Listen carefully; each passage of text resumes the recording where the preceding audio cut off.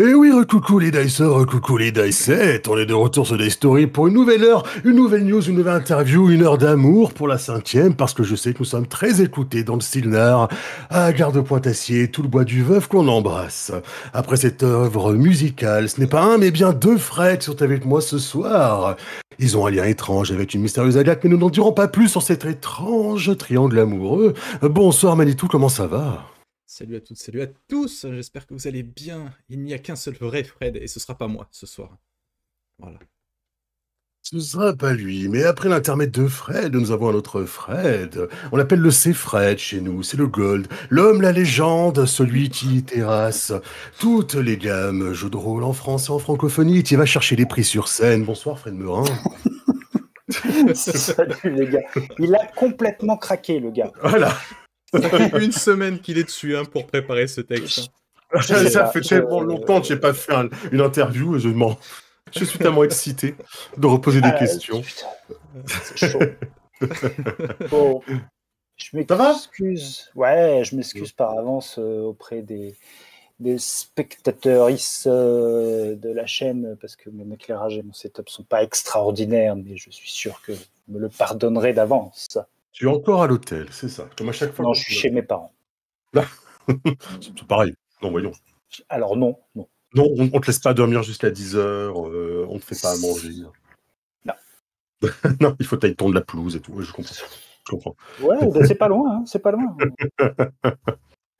Ça marche. Bonjour le live, salut tout le monde. Alors du coup, on reçoit Fred Meurin ce soir. Fred Meurin, tu es coordinateur de gamme pour moult gamme de jeux de rôle. Tu travailles toujours pour beaucoup d'éditeurs. Tu es également auteur de scénarios. Tu écris dans les magazines, j'allais dire dans des magazines. Fanzine, ça a pu t'arriver, hein, on sait pas.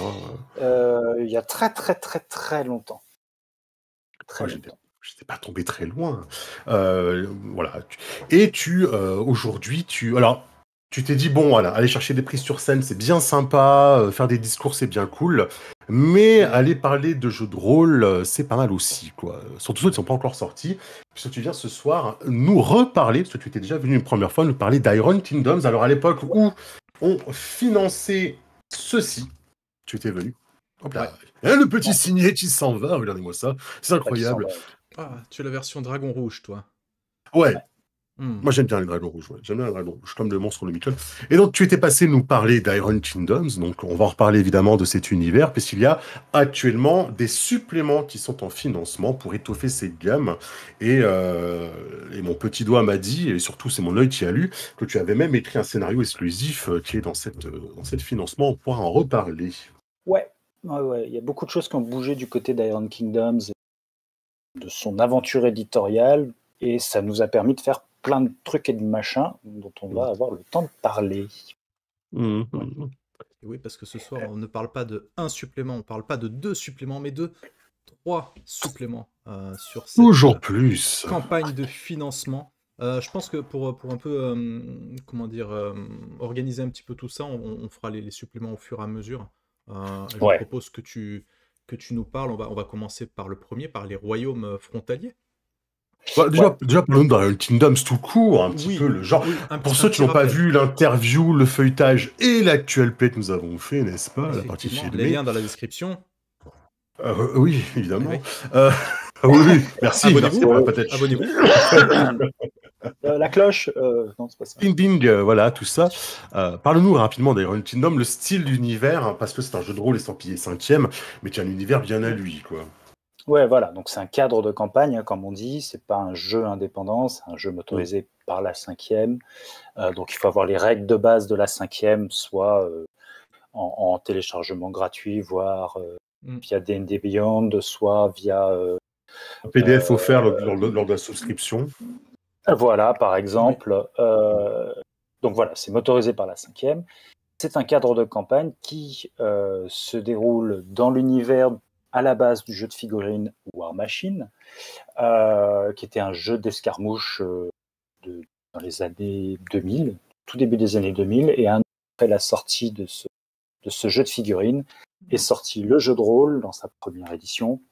C'est un monde dit de heavy metal fantasy, donc qui va reprendre certaines figures de la fantasy en les détournant, Donc on va retrouver des elfes, des nains, mais pas d'orques. On va retrouver pas tout à fait des gobelins, on va retrouver des gobbers, qui sont des personnages jouables. Et surtout, là où on va sortir du trope classique de la fantasy, c'est qu'il va y avoir ce côté heavy metal. Il va y avoir une grosse composante, je veux dire steampunk d'une certaine manière, puisque c'est un monde qui s'éveille à l'industrialisation.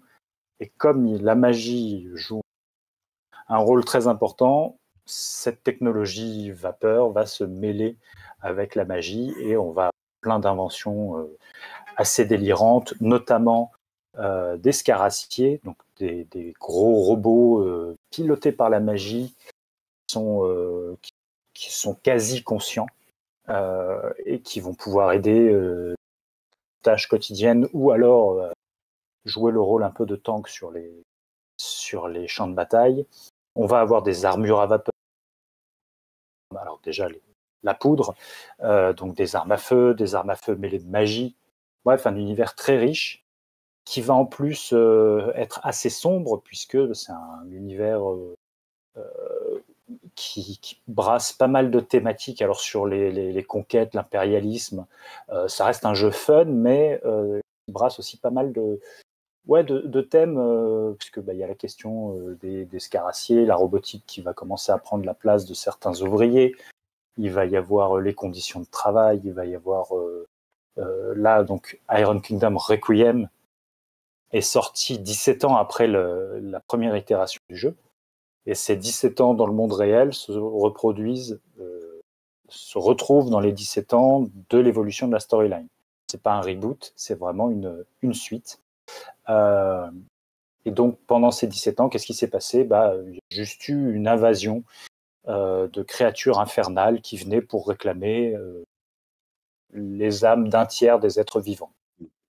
Forcément, les gens n'étaient pas trop d'accord. Grosse bataille, grosse guerre, connue sous le nom de la collecte. Et donc, la collecte s'est terminée. Les infernaux ont été vaincus, mais évidemment, ça ne s'est pas super bien passé.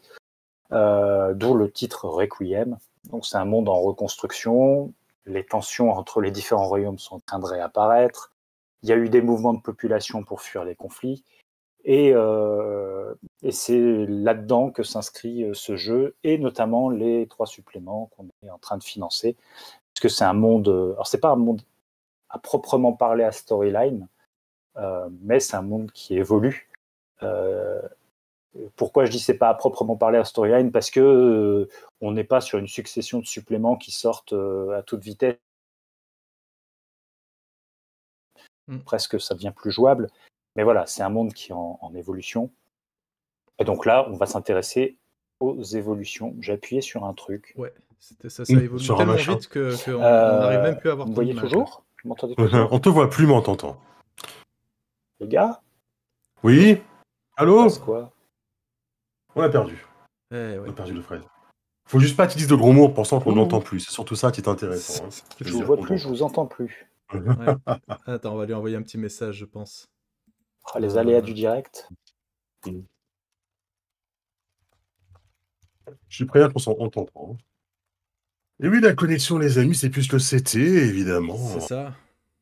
Dans le signal, on va dire que c'est encore les affaires de Discord. Depuis hier, ce n'est pas réparé. Ouais, par quel enfer hier. Hein. Sûrement un coup des gobelins. Ben oui, mais oui. Ses parents ont coupé Internet. Non, je suis là, je sais pas ce qui se passe. Tu nous entends ? J'ai un moment, je vous ai plus vu, je ne vous vois plus. Yelux, est-ce que vous m'entendez ? Trouvez la lumière. Mon général, c'est bien vous ? C'est ça. Je vous entends, mais je ne vous vois pas. D'accord, ok. Bon, ça peut être un peu perturbant, mais... c'est ça, ouais. Ça doit être ça. Je dépenser tout le crédit Internet de la maison, voilà. Non, mais c'est peut-être... Ah, ça y est, vous êtes revenu. Parfait. Ok, super. Donc, je sais pas à quel moment ça a coupé. Ça n'a pas coupé chez nous. C'était... Non, c'était pas ça. Le pognon, l'argent. Non, ça n'a pas coupé chez nous. Chez nous, ça n'a pas coupé. Ah, ça n'a pas coupé, donc très bien. Donc, vous avez continué à entendre que je parlais des différentes thématiques. Et donc là, les 3 suppléments auxquels qu'on est en train de financer vont s'intéresser aux changements dans les royaumes nains et les royaumes elfes. Et des changements, il y en a beaucoup. On nous parle d'inspiration, on nous dit inspiration Warhammer, il y a du Warcraft aussi, hein. En tout cas, de ce que je connais, ça me fait aussi penser à Warcraft. C'est un univers qui est sorti au début des années 2000, donc Warhammer, pour le côté, il y a des royaumes qui sont très typés, et notamment un royaume nordique qui peut faire un peu penser à Middenheim dans Warhammer, et qui est très impérialiste, très, très conquérant. Et il y a effectivement des royaumes qui font un peu penser au royaume de Warhammer. Après, voilà, il n'y a pas forcément cette menace permanente du chaos. Là, il y a eu un gros coup de coucou, les infernaux qui sortent, mais c'est un événement archi ponctuel. Une inspiration World of Warcraft, Azeroth aussi est un monde dans lequel comment ça s'appelle, la technomagie, on va appeler ça comme ça, est en train d'apparaître, et du coup, c'est vrai que les gnomes puisent beaucoup là-dedans et inventent pas mal. Là, on est sur une version moins fun, hein, c'est-à-dire que alors le monde de World of Warcraft est assez sombre, mais il a des déclinaisons, notamment dans Hearthstone, qui sont très, très rigolotes et très... avec plein de régions très cartoon, exactement. Là, on n'a pas ça du tout dans les royaumes d'acier. C'est un univers qui est assez sombre.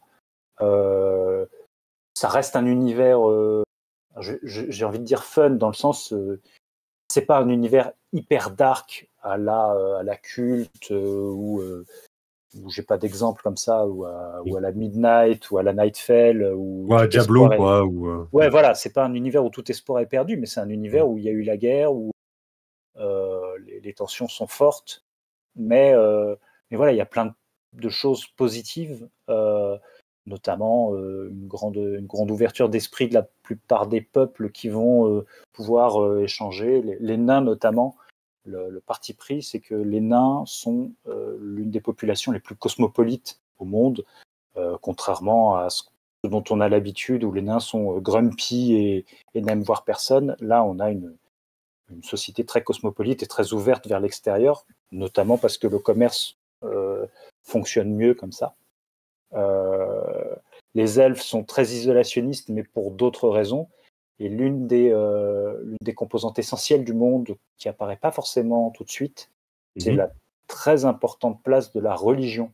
Alors vous pouvez jouer sans ça, mais le monde a été marqué dans ces grands événements par des événements aux dieux ou à des humains qui accédaient à la divinité. Et ça a des répercussions, et là notamment il y a des événements liés aux dieux elfes. Je ne peux pas en dire plus parce que ça divulguerait énormément de choses sur la campagne. Mais il y a des événements liés aux dieux elfes qui impactent très fort le monde. Et les questions religieuses et de conflits religieux sont assez marquées dans ce monde. Donc ouais, ça prend à plein d'inspirations, mais ça compose un tout assez original quand même, je trouve. Ok, super. Du coup, par rapport à ce financement, donc comme on l'a dit, il y a 3 suppléments donc à apparaître. Je propose qu'on commence du coup par les royaumes frontaliers, qui est donc un supplément de contexte, oui, c'est ça, de setting. Contexte et règles. Contexte et règles. Il n'y a aucun bouquin qui soit pur contexte ou pure règle. Il y a toujours de la présentation.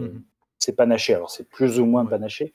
Là, donc par-delà les royaumes frontaliers, qui en VO s'appelle Borderlands and Beyond, donc un titre qui claque et qu'on a eu beaucoup de mal à traduire.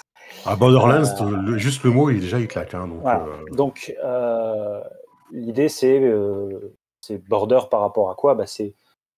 On est parti dans le livre de base des royaumes d'acier, des royaumes humains, qui sont au centre du continent. Et quand on commence à aller sur les frontières, d'où les fameux royaumes frontaliers, quand on commence à aller sur les frontières, on va rencontrer les royaumes nains et les royaumes elfes. Donc, le supplément va décrire ces deux entités, et puis il va aussi un peu décrire ce qu'il y a au-delà. Donc, on est effectivement dans les royaumes frontaliers et au-delà. C'est un supplément donc, qui va décrire la civilisation naine, la civilisation du Rul. Donc, nous, l'action, elle se déroule à gauche donc la partie que tu tiens dans ta main droite, Kéfer, voilà. Tout le reste du monde va commencer à être progressivement décrite. Donc oui, on va décrire le royaume du Rul, ses religions, son fonctionnement économique, comment il a évolué à la collecte, notamment en accueillant plein de réfugiés, et les problématiques auxquelles il doit faire face, qui sont des problématiques essentiellement logistiques, puisque c'est bien beau d'accueillir plein de gens, c'est dans la culture, c'est super, c'est sympa, mais tout d'un coup, il n'y a plus de place. Donc, qu'est-ce qu'ils font ? Ils mettent pas les gens dehors, ils disent on va coloniser d'autres territoires, aller créer de nouveaux conclaves, puisque c'est comme ça que s'appellent les villes rôles dans ce monde, les villes naines. Mais voilà, c'est un défi logistique important avec tout ce que ça peut amener de complexité que vous pouvez imaginer. Le supplément va également décrire ce qui se passe dans le royaume de Yos, qui est le royaume des elfes, qui a toujours été un peu isolationniste, un peu tout seul dans son coin, et là ça ne s'arrange pas, d'autant qu'il y a eu un truc assez cataclysmique qui a frappé les elfes sur tout le continent, et tout n'était pas dans le royaume de Yos, se disent il s'est passé un truc mais on ne comprend pas quoi, et donc le supplément explique ce qui se passe, mais encore une fois je peux pas en dire plus, sinon ça gâche beaucoup d'effets de surprise pour les joueurs et joueuses. Dans le livre de base, Yos, tout ce qu'on sait, c'est qu'on ne peut pas y aller pour l'instant. On ne peut pas y aller parce que non, c'est pas très accueillant, les frontières sont fermées, on ne peut pas vous voir et laissez-nous tranquilles chez nous, quoi. Donc là, tout d'un coup, il va y avoir un élan de certaines personnes pour y aller malgré les interdictions et se dire mais il s'est passé quoi. Ouais, ne serait-ce que les gens qui ont de la famille, ou enfin les elfes qui habitent exactement. là-bas, Ouais, la famille, voilà. Non, mais c'est exactement parce ça. que Yos, dans le livre de base, c'est 2 pages, si je ne me trompe pas, parce que c'est fait exprès que c'est un endroit mystérieux et on n'en sait pas plus, quoi. On n'en sait pas plus. Et là, on va en apprendre beaucoup plus sur la société telle qu'elle était avant, telle qu'elle est maintenant, sur leur technologie. Donc c'est aussi ça que décrit le supplément. Il va décrire les scaraciers nains, il va décrire les scaraciers elfes, alors qui sont, pour le coup, ne s'appellent pas des scaraciers, mais s'appellent des myrmidons, qui sont très élancés, très blancs, classe comme ça, et redoutables, évidemment. Et puis on va aussi avoir plein de choses liées aux cultures elfes et évidemment des nouveaux archétypes de personnages. Et même enfin on va pouvoir jouer les fameux Beastmasters, donc j'ai plus la traduction française, pardon, mais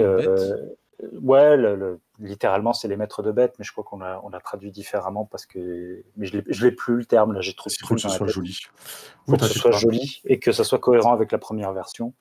Donc voilà, c'était le pendant des mécastratèges qui peuvent contrôler des scaraciers.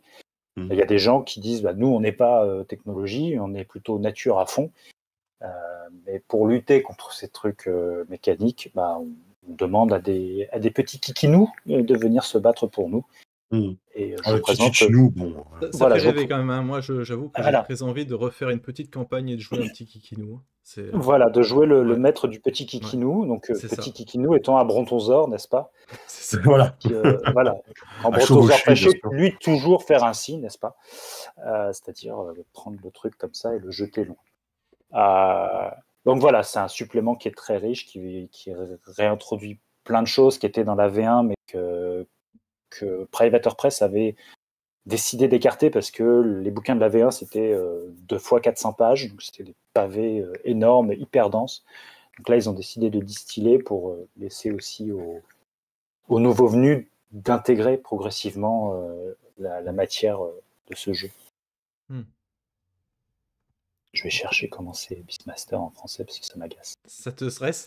Ouais, ça me stresse, je vous écoute en même temps. Les broyeurs d'os, ce serait pas ça, non? Broyeurs d'os. Non, les broyeurs d'os. Les chamans, les sorciers. Chaman, sorciers. Chaman, broyeurs d'os. Les broyeurs d'os, c'est des c'est des mages, enfin c'est des mages, c'est des sortes de chamans aussi, parce que bah voilà, on est dans les cultures, des terres frontalières, donc vous allez pouvoir jouer des factions, des hommes cochons, et qui ont donc certaines magies qui sont pas accessibles aux humains, donc il va y avoir plein de trucs. Il y a plein de trucs. Voilà, c'est ça. Ok. Royaume frontalier, du coup, et ça se peut de mon intro après. On se base que là-dessus, du coup. On n'explore pas d'autres parties de la géographie du monde. On va un petit peu plus loin. On va un petit peu plus loin dans le livre en allant regarder dans certains endroits, notamment voilà, les marchés héliotropes, certaines montagnes autour. Donc, on dépasse les royaumes frontaliers, d'où le beyond du titre anglais et le par-delà du titre français. Donc, ce qui nous permet aussi d'aller explorer certaines forêts mythiques des environs, on va dire ça comme ça, notamment le fameux bois luisant, mais aussi voilà, la forêt perdue de Riolis, qui est très liée au royaume de Yos, et puis tout ce qui est au-delà de ces frontières-là, au-delà de ces chaînes de montagnes qu'on a à l'est des royaumes d'acier, et notamment vers les marches héliotropes, qui est donc un immense désert, pas très accueillant, il faut bien le dire, mais dans lequel il y a plein de choses à découvrir qui sont assez intéressantes. Ok. Et du coup, qu'est-ce qu'il y a comme problématique dans ce, enfin, comme problématique. On joue quoi comme type d'aventure en fait dans ce supplément, Alors, ce supplément, parce que c'est un jeu de base très citadin. Alors à la base, c'est un jeu de base effectivement assez citadin, mais pas que. On est toujours sur cette. Il y a aussi une ambiance western dans ce jeu, déjà du fait des armes à feu. Il y a des classes de pistoleros, donc on peut très vite partir sur une ambiance western, aussi parce que c'est dans l'ADN du jeu. Il y a des voies de communication qui sont en train de se développer, notamment via le chemin de fer. Donc escorter avec son groupe de pistoleros un train et se faire attaquer par une bande de mercenaires, voilà, c'est des choses du qui western fonctionnent. en scarassier, quoi. C'est incroyable. C'est ça, c'est ça. Moi, je trouve qu'il y a, alors encore plus avec ces suppléments-là, il y a des ambiances un peu crépusculaires à explorer, qu'on peut retrouver notamment dans La Tour sombre de Stephen King, il y a un des tomes qui s'appelle Terre dévastée, où il y a un voyage en train. Si vous n'avez pas lu La Tour sombre, lisez-le. Le 4 est un peu difficile parce que Stephen King ne sait pas écrire des histoires d'amour, mais toute cette saga est absolument folle. Et le monde de La Tour sombre colle assez bien, je trouve, pour son côté étendu sauvage et désespéré, avec les royaumes d'acier. Alors, il y a des éléments à prendre, après c'est des univers très différents, mais alors voilà, du coup qu'est-ce qu'on joue? On peut jouer des escortes, des missions, tout ce qu'il y a de plus classique. Le vrai intérêt, ça va être d'aller explorer donc ce qui se passe en Yos. Ça, c'est ce que nous propose la campagne dont on va parler juste après. C'est d'aller essayer de régler des problèmes dans les villes du Roule, donc le royaume nain. Le scénario que j'ai écrit, dont on parlera aussi après, est complètement dans cette lignée-là. Donc il y a plein de choses à faire sur de la mission d'exploration toute bête, ou de sauvetage, ou accompagner le fameux professeur Pendrake pour aller compléter son Monstronomicon et aller découvrir des nouvelles créatures. Ça peut être, voilà, on part faire une expédition zoologique. Ok, c'est pas une bonne idée. Ouais, mais il faut le faire. Sacha, va remplir ton Pokédex de monstres infâmes qui vont tous te buter. Exactement. Non, mais voilà, il y a des personnages dans le monde qui font effectivement ça. Alors, c'est pas en mode Pokédex, c'est plus en mode de Darwin qui observe le monde, quoi. Mais voilà, il peut aussi y avoir des vraies interactions politiques parce que tous ces royaumes sont en train de, quand même, il y a des tensions. quand vous accueillez des réfugiés de guerre, le pays dont ils viennent va dire bah, c'est bien, mais la guerre est finie, il faut qu'ils reviennent. Ah ouais, mais ils n'ont pas envie. Le royaume qui les a chassés va peut-être dire oui, oui, on veut qu'ils reviennent. Donc voilà, vous pouvez jouer aussi des gens qui viennent de royaumes d'acier, qui partent chercher un criminel de guerre qui s'est enfui, des réfugiés. Enfin, il y a plein de choses à faire et à imaginer liées au contexte du monde, liées aux lieux qui sont présentés dans ce supplément, et puis selon les thématiques que vous voulez mettre, quoi. Si vous aimez l'exploration pure et dure, vous allez être servi. Vous aimez l'enquête, il y a de quoi faire. Vous voulez faire de l'intrigue, espionnage, infiltration, exfiltration. Voilà, l'imagination est votre seule limite. Mais en parlant d'imagination, pour les gens comme moi qui n'en ont pas, est-ce qu'il y a toujours, comme dans le livre de base, des petits encarts, comme ils avaient fait là, yes. scénaristique? Ouais. Il y en a des clairs comme et il y en a plein d'autres par ailleurs qui sont enfin tout le bouquin dans la présentation de sa situation alors tu dis toi-même en temps dur avec toi-même que tu n'as pas d'imagination, mais c'est toujours la même histoire. Si tu te mets dans l'état d'esprit de bon, qu'est-ce qui se passe et qu'est-ce que je peux en faire, ça vient assez naturellement de te dire ah tiens, là on est en train de parler d'un problème, je vais envoyer mes personnages dessus. Ah bah justement, il propose une accroche de scénario ou pas. Mais voilà, sans faire de mauvais jeu de mots, l'histoire de train qui arrive à l'heure n'intéresse personne. Et ces suppléments sont bourrés de trains soit qui n'arrivent pas à l'heure, soit sur lequel on voit des embûches qui attendent. Cette phrase ne tient pas debout, mais enfin bon, voilà, on voit que sur les rails. Elle va se finir à un moment donné, ouais. À un moment, elle va se finir, on comprendra comment, mais tout le monde a compris. Voilà, l'idée, c'est de dire il va y avoir des problèmes sur la voie et est-ce que vos PJ vont intervenir? Oui, non. Est-ce que c'est d'autres qui vont intervenir et vous le ferez évoluer comme ça? Mais voilà, le supplément est vraiment riche pour ça. C'est de la matière à toutes les pages quasiment. Ok, super. Ok. Ambiance du coup, groupe de PJ, qu'est-ce qu'ils vont faire? Je pense que tu as bien répondu. C'est quoi les ajouts exactement d'options, de classes? On est sur quoi? On est sur des sous-classes, des classes entières, des transpositions des classes 5e qu'on n'avait pas encore. On est sur quoi en fait en termes de matériel de on a là enfin le sorcier qui arrive, le chaman. Donc voilà, la version Iron Kingdoms du sorcier et du chaman, quoi.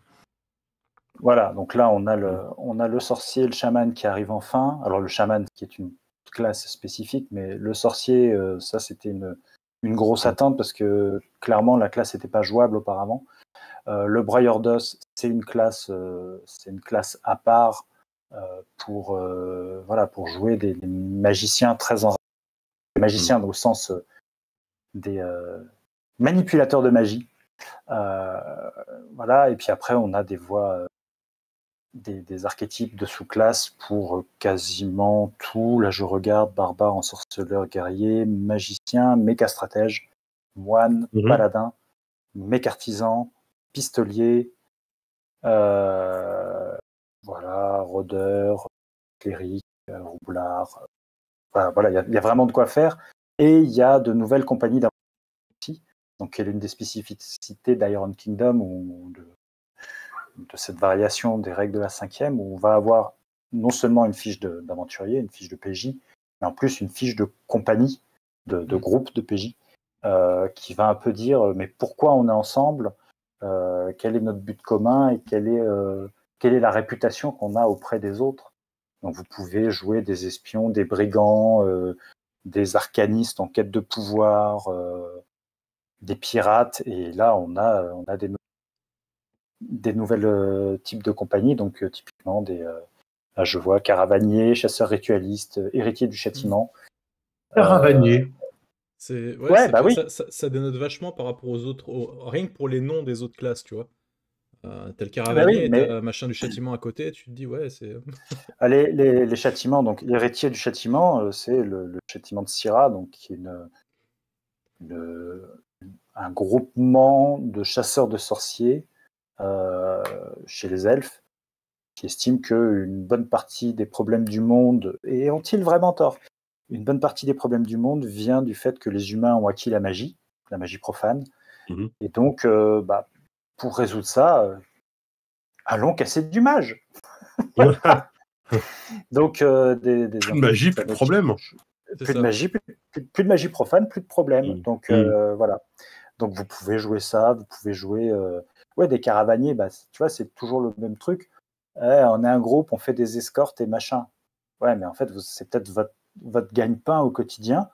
Et ça ne vous empêchera pas de faire des trucs à droite et à gauche. Mais avant tout, vous êtes connus pour être des escorteurs. Donc, pourquoi pas, quoi. Il y a plein d'optiques, sachant que quand vous avancez quand la réputation, on va dire ça comme ça, de votre compagnie avance, vous avez grands avantages parce que vous pouvez recruter du monde plus facilement, vous avez des contacts plus simples avec un tel ou un tel. Voilà, il y a plein de choses aussi liées à ces compagnies d'aventuriers qui sont une des vraies spécificités d'Iron Kingdom, qui donnent une vraie couleur non seulement à chacun de vos personnages, mais en plus à son regroupement. Ouais, et puis de toute façon, enfin moi, on l'a vu avec les PBTA. Je reviens pas de dire ça, hein, mais j'ai vraiment l'impression qu'avec avec ce supplément-là, quand tu choisis un personnage, une classe, tu annonces un peu la couleur. Tu te dis ouais, moi je joue un caravanier, mais c'est parce que j'ai envie de jouer un certain truc, tu vois. Donc ouais, il est content, voilà, le la compagnie.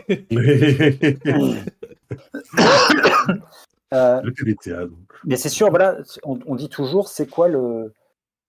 Enfin, on dit toujours, c'est devenu maintenant une habitude de dire le MJ, il faut qu'il propose des intrigues qui vont plaire au PJ à la table.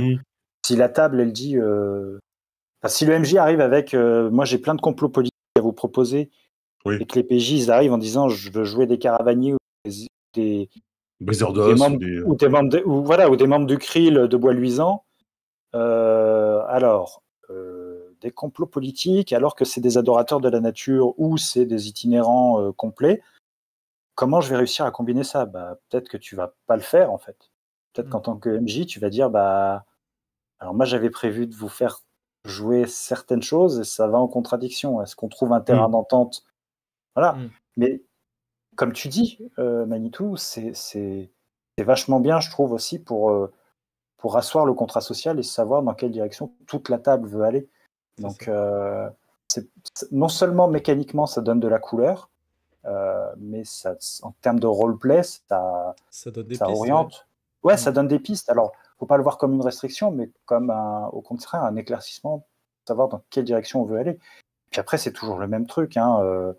Vous jouez à la base panier escorteur, et puis à un moment, vous escortez une huile. Enfin, c'est pas la même. C'est pas vous l'escortez, c'est dans votre caravane, il y a une huile et elle a sa propre garde, sauf que vous êtes parmi les gars qui font partie de la caravane et voilà, il se passe des trucs et vous arrivez à raccrocher comme ça et sans que ce soit le kiff absolu à la base des PJ, ça peut devenir, il peut y avoir des implications parce que oui, mais cette huile, elle connaît machin qui fait que oui, mais voilà, il y a toujours moyen de faire des choses. Pas forcer dans une direction, mais ça permet de rebondir, quoi.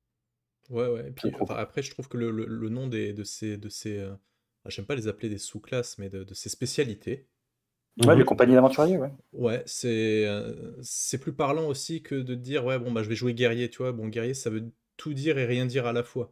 Alors quand on dit je joue un caravanier, bon, c'est déjà plus spécifique. Tu t'imagines beaucoup plus ce qu'il peut faire, quel est son rôle, etc. Tu vois. Moi, je trouve que moi j'aime bien. Oui, et puis c'est un vrai métier, comme on dit. Oui, alors que guerrier, bon. Mais guerrier, ça veut rien dire. Non, mais guerrier, ça veut dire ouais, je vends mes capacités martiales. À qui? À une armée régulière, donc tu vas être. Il y a des compagnies de soldats, des compagnies d'aventuriers, c'est des soldats, des vétérans. Alors, est-ce qu'ils sont déserteurs? Est-ce qu'ils sont encore réguliers et pourquoi ils ne sont pas au front? Parce qu'il n'y a pas de front en ce moment. Ah oui, mais alors du coup, ils font quoi? Donc voilà, ça suscite aussi plein de questions sur c'est quoi cette compagnie et qu'est-ce qu'ils font. Et rien que ça peut être hyper, voilà, et même tu peux jouer une classe en disant moi je joue un mec artisan. Donc tu joues un bricolo qui va réparer des trucs et construire des machins. Si t'es caravanier mec artisan, tu commences à avoir le personnage qui répare le machin, l'homme à tout faire ou la femme à tout faire de la caravane qui va un jour bidouiller la bouilloire de la grand-mère et le lendemain du chariot, quoi. Enfin, et à la fin, tu as l'agence au risque, quoi. On n'était pas loin de Scooby-Doo dans un éclat d'étrange lumière. Mais complètement. Avec son jouet. C'est ça. Les gobers. Les gobers, c'est vraiment mes préférés, quoi. Vraiment. Il y a moyen de faire tellement de trucs. Ça multiplie les combinatoires et ça permet de faire plein de trucs. Ok. Très bien. Donc ça, c'est bon pour le Royaume Frontalier. Ouais. Ouais, donc tout ça, c'est dans le premier supplément. Ouais. Avec des nouvelles classes, nouveaux matériels. Et après, effectivement, on a 2 autres livres. Il y a le bestiaire, donc le guide de survie des terres frontalières. C'est pas qu'un bestiaire, c'est aussi un bestiaire. C'est alors pareil, c'est un peu comme le Monstronomicon, dans cela qu'il est présenté par un PNJ qui vous dit vous voulez, vous allez m'écouter et vous aurez peut-être une chance de vous en sortir. Mais si vous m'écoutez pas, vous en aurez aucune. Et donc c'est un supplément qui est assez technique dans sa présentation, parce qu'il va présenter plein de mécaniques pour des environnements, des événements climatiques, des obstacles, des maladies, des règles de guérison, mais du coup qui va aussi proposer pour des règles de ravitaillement de charbon pour les scaraciers. Alors vous vous dites mais tout ça c'est hyper simulationniste, et en même temps ça crée du jeu. Parce que si tu pars en expédition à Pétaouchnok avec ton scaracier qui doit bouffer X kilos de charbon par jour, tu as combien de temps d'autonomie? Et donc tu vas jusqu'où? Et tu fais comment une fois que tu n'as plus de charbon? Donc voilà, ça va créer du jeu dans la contrainte que ça va apporter. Alors après, faut pas... moi, je suis pas... Vous me connaissez, je suis pas fan d'appliquer toutes les règles comme ça de manière hyper stricte. Non, bien sûr. Mais si d'un coup, la question de on va monter une expédition et les questions de ravitaillement vont devenir importantes, on vous donne les clés pour faire une expédition de ravitaillement. Une expédition de sauvetage.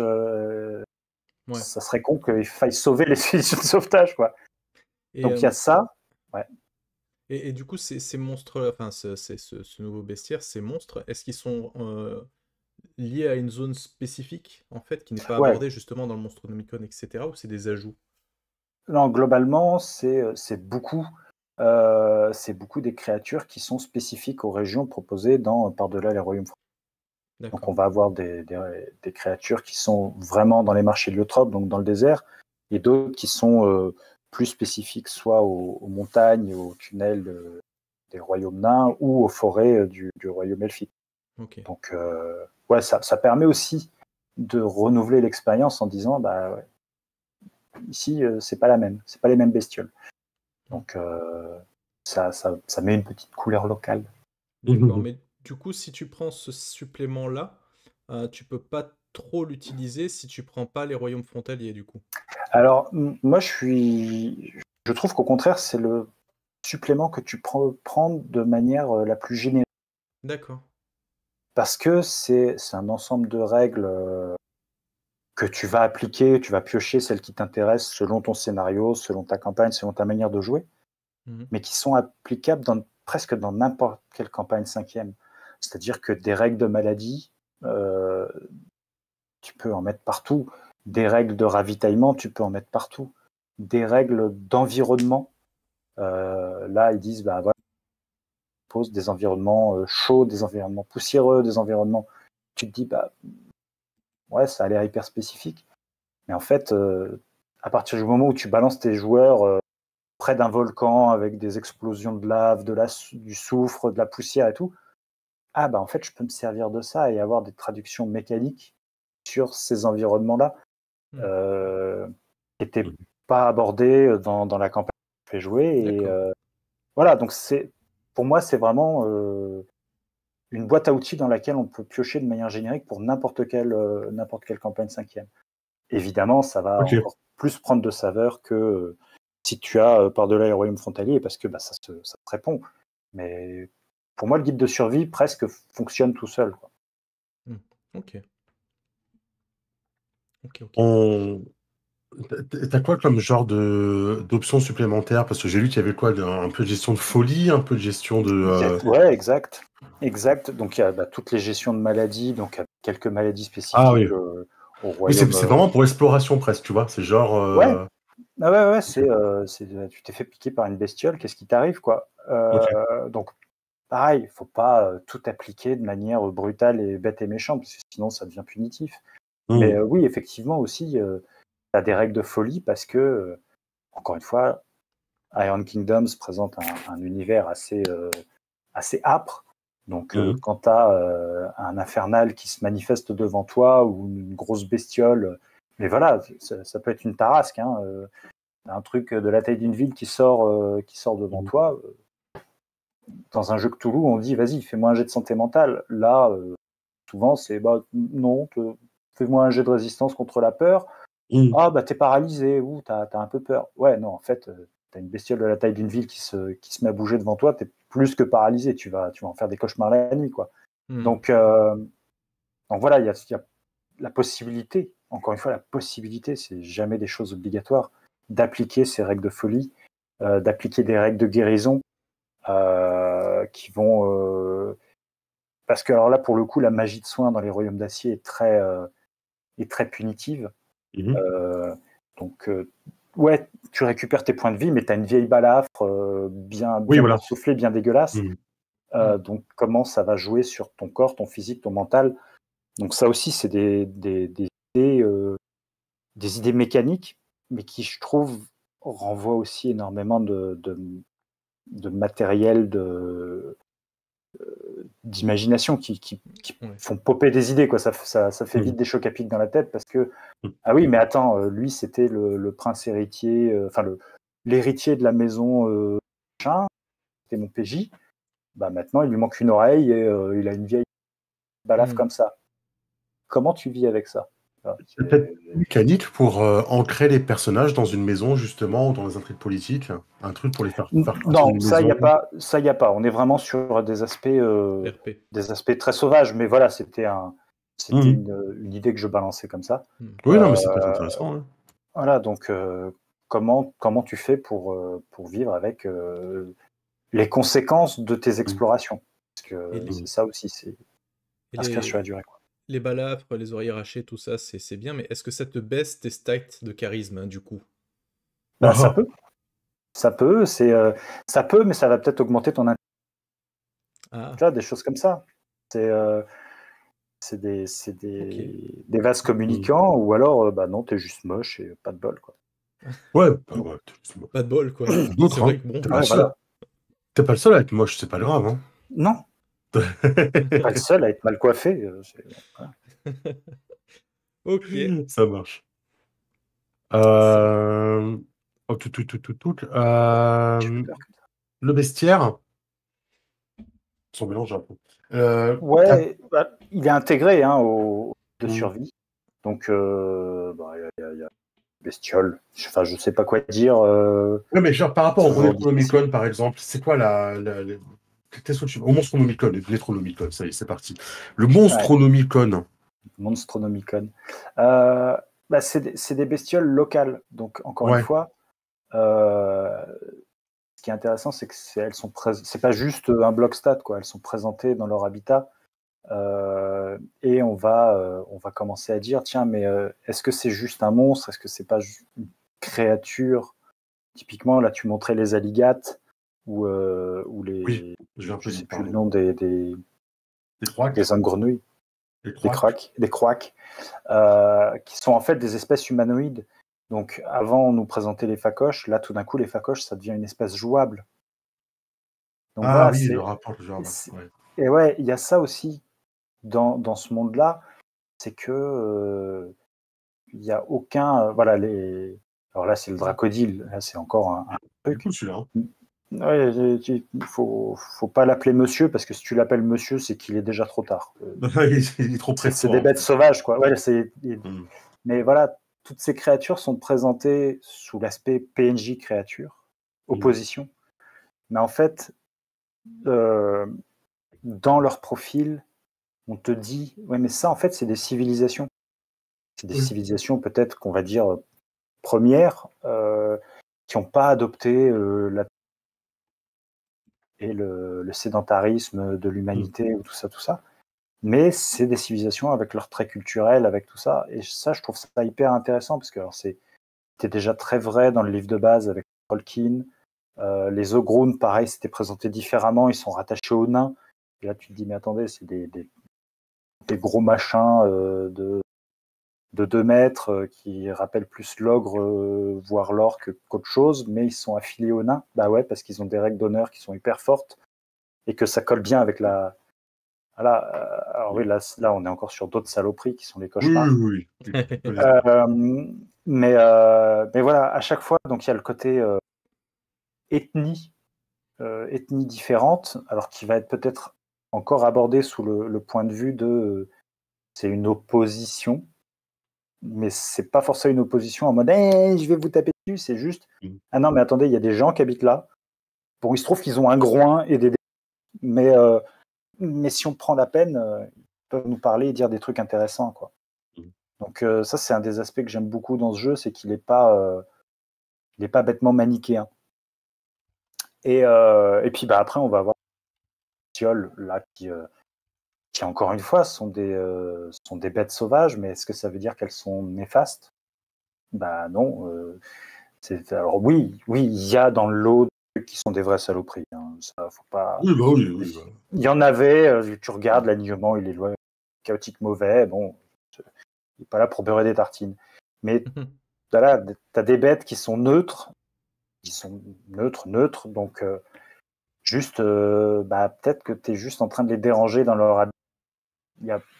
J'ai lu des BD qui sont. Non, mais en fait, ces créatures, elles sont pas agressives, elles sont devenues folles parce qu'on.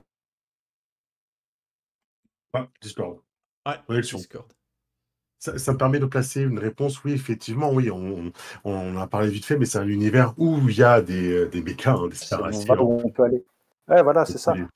Non, je répondais parce qu'on t'a Effectivement, perdu, Fred. Fred, on t'a perdu. Donc c'est ça je aussi remplissais. que va présenter Je le pense qu'il est en supplément dans le décalage. côté. Mm. Ouais, d'accord, c'est bien, la civilisation s'étend, Il l'exposition s'en fout ce qu'on augmente, dit. mais à quel prix, quoi? Un peu le côté euh, les natifs d'Amérique du Nord et les bisons, et puis tout d'un coup, ils voient des gens arriver et on leur dit vous êtes des primitifs et on va vous péter la gueule. Non, on n'est pas d'accord.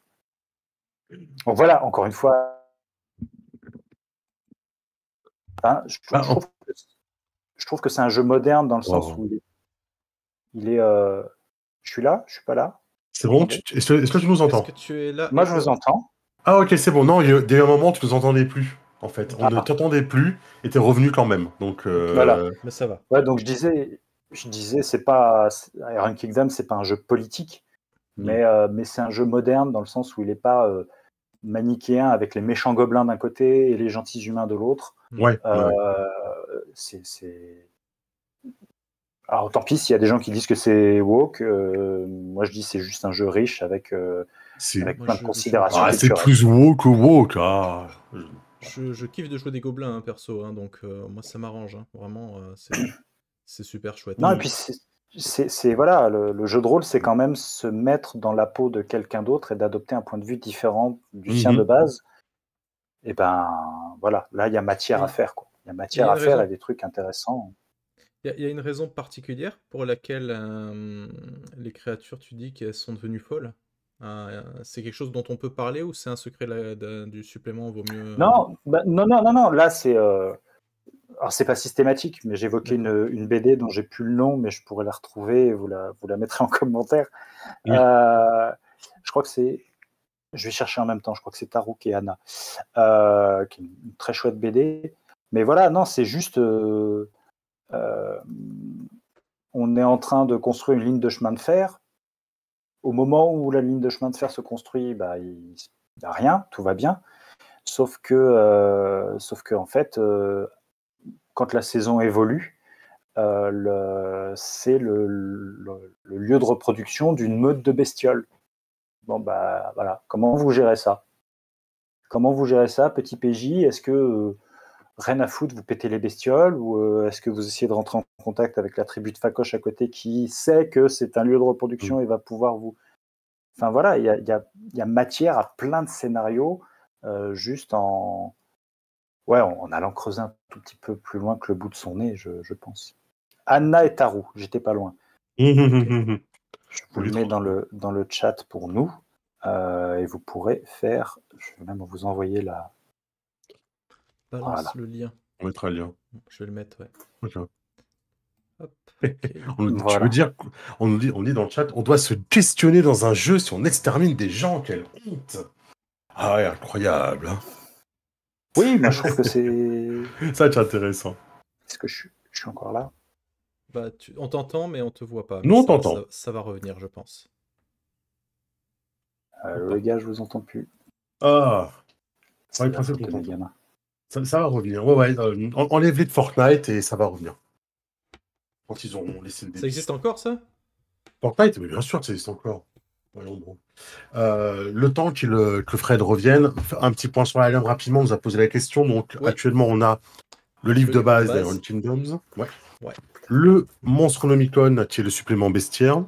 Là, je vous entends plus. C'est la cata. Il va revenir. On a l'écran. On a un écran que j'ai évidemment laissé dans le placard. Vous irez voir la vidéo de Manitou. Et on a une mini-campagne, la légende de la Sorce-Flamme. C'est ça? C'est pas Sorce-Flamme, c'est Sorce-Flamme. Ouais. Qui est une campagne de la V1 qui a été rééditée. C'est pour des niveaux 1 à 4. Donc pour découvrir le jeu, c'est pas mal. Même si pour découvrir le jeu, moi, je vous conseille, ce qu'on a testé avec Yume, avec Manitou et avec Olshad, c'est un éclat d'une étrange lumière qui est vraiment très très bien. Qui est vraiment très bien. Où en fait on va faire un peu des SOS fantômes avec du matériel qui voit les fantômes en fait, vu que c'est un petit monde à la WoW quoi, métal technologique. Et le dernier scénario imprimé, donc ça c'est des mini-scénars, hein, ça se fait en 2-3 séances. Hein. Si vous faites tous les combats et tout, ça fait 3 séances, sinon 2 séances. Et le dernier c'est un écho dans les ténèbres, qui là est le côté vraiment dark du monde quoi. Là c'est vraiment le côté horrible, horreur du monde en fait, et injuste de ce monde. On ne parlera pas de tout ce qui est deck de cartes pour les sorts, pour les équipements, pour les monstres, etc. On a quelques Tu l'as feuilleté ça déjà? Tu l'avais feuilleté, non? Oui, c'est sur la chaîne. Ok, ça marche. Plus la façon des personnages veulent se développer, plus le roi des vérités, donc plus ils doivent se développer. C'est un genre de cercle interminable. Oui, tout à fait. Sachant que là, effectivement, on joue sur des territoires qui se regardent en champ de faïence, hein, beaucoup. Avec en plus des territoires, donc le Signar, le machin, les bidules, il y a aussi des groupes, comment on peut appeler ça, des compagnies, qui sont super puissantes, des fois à l'intérieur même d'un pays, et qui ont aussi des rivalités ou des trucs comme ça, quoi. Donc moi, normalement, c'est un contexte que j'aime beaucoup, Iron Kingdom, que je ne connaissais pas du tout avant, et que j'aime beaucoup pour la 5e. J'aime beaucoup Iron Kingdom, parce qu'il y a ce côté dark à la Diablo, mais en même temps très pop, metal pop, à la Warcraft, en fait. Donc, pour moi, c'est le jeu le plus proche de Warcraft que j'ai vu pour l'instant. Et puis, ce qui est intéressant en plus avec ce jeu, c'est que selon les classes que tu prends, selon l'orientation, tu peux vraiment avoir des campagnes, ou en tout cas des scénarios, qui ont des aspects très différents les uns des autres, quoi. En termes de thématique, en termes d'aventure, etc. Tu peux faire... moi, je trouve que t'as l'impression que c'est un melting pot de plusieurs propositions de jeux, mais qu'ils ont mis dans le même univers, en fait. Et revoilà Fred. Salut. J'en fasse l'intro. Et oui, coucou les dicers, coucou les dicettes. On est de retour sur des stories après cet interlude musical. Non, je nous entends pas. Si nous entend pas. Si, je vous entends. Quand je dis des bêtises, c'est ce genre de bêtises, quoi. Ouais, c'est ça. Comment réagir? Que dire. Ça marche. La campagne, avant qu'il reparte. On va s'attaquer au supplément qui, je pense, Kiefer et moi, on est d'accord, c'est celui qui nous intéresse le plus, en tout cas à nous. C'est le 3e supplément, donc les ombres de Yos, puisque c'est une petite campagne de niveau 1 à 5, je crois, Tout à fait. Est-ce que tu peux nous parler un petit peu du contexte de cette, Ah, tu peux pas trop, ça dévoiliche des secrets, c'est ça? C'est hyper compliqué. Alors, comme le nom l'indique, les ombres de Yos, ça va discuter des royaumes elfiques. Ça va parler de ce qui se passe dans les royaumes elfiques. Et vous allez, en tant que groupe d'aventuriers et aventurières, avoir une bonne raison d'y aller. Il y a une très bonne introduction sur la base de c'est une mission. Pardon, il y a mon fils qui m'envoie des SMS en parallèle. Oui. Papa, tu prends toute la connexion. Non, justement, je lui ai dit libère-moi de la bande passante. Ça va. Donc, il y a une très bonne introduction sur comment amener la table à s'intéresser à ce qui se passe là-bas. Et c'est vraiment, moi, je trouve, c'est presque un cas d'école sur. Vous partez de A et vous arrivez à Z. Et vous saviez vraiment pas que vous alliez à Z, mais on vous y a emmené de manière intelligente et pas, alors toujours un peu balisé évidemment, mais pas. Vous avez entendu qu'il se passait des choses étranges dans le royaume de Yos. Oh là là, si vous y alliez. Non, ça démarre et ça n'a rien à voir avec ça, avec la choucroute, et vous allez vous retrouver embarqué là-dedans. Donc ça, c'est chouette parce que votre MJ peut commencer à vous faire jouer la campagne sans que vous vous en rendiez compte. Et vous allez vous retrouver embarqué dans des événements qui impactent tout le continent. Et malheureusement, une fois que j'ai dit ça, je ne peux pas en dire beaucoup plus parce que spoiler, vraiment spoiler en permanence. Mais c'est alors les PJ vont se retrouver embarqués dans un truc qui les dépasse. Les événements majeurs qui impactent tout le continent ont déjà eu lieu, donc ça, il n'y a pas de question. Il n'y a pas de question sur est-ce qu'on va prévenir la chute du fromage sacré. Le fromage sacré, il est déjà tombé. Il y en a partout, c'est dégueulasse. Mais par contre, il a fondu. Par contre, les PJ vont peut-être avoir la possibilité de mettre le fromage sacré sous cloche. Ou d'empêcher que n'importe qui vienne bouffer à tous les râteliers.